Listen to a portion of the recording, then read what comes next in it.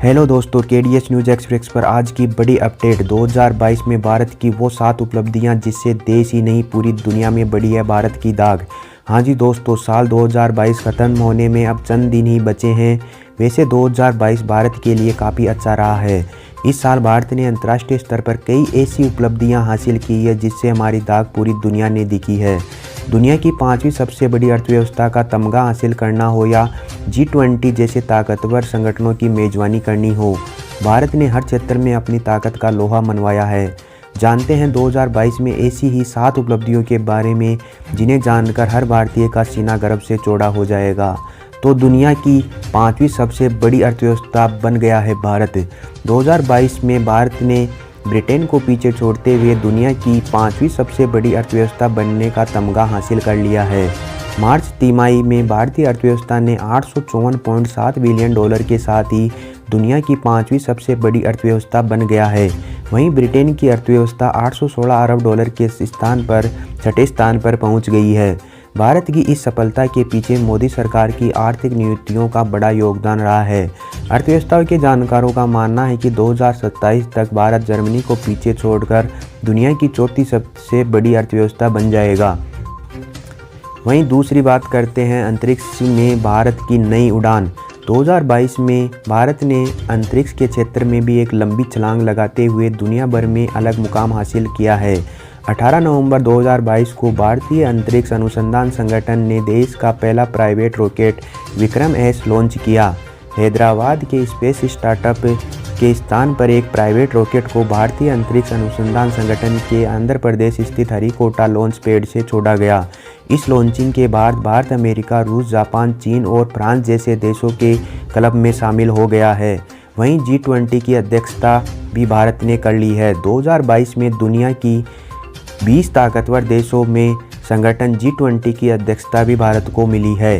Indonesia के राष्ट्रपति Joko Widodo ने 16 नवंबर 2022 को आधिकारिक तौर पर G20 की अध्यक्षता भारत के प्रधानमंत्री नरेंद्र मोदी को सौंपी। इसके बाद 1 दिसंबर 2022 को भारत औपचारिक रूप से G20 का अध्यक्ष बन गया है। बता दें कि G20 का अगला सम्मेलन सितंबर 2023 में नई दिल्ली में होगा। वहीं UNSS की अध्यक्षता भी भारत द्वारा की जा रही है। साल 2022 में भारत को UNSC की अध्यक्षता भी मिली है। संयुक्त राष्ट्र सुरक्षा परिषद ने भारत में अपने 2 साल के कार्यकाल में दिसंबर 2022 में दूसरी बार अध्यक्ष बना है।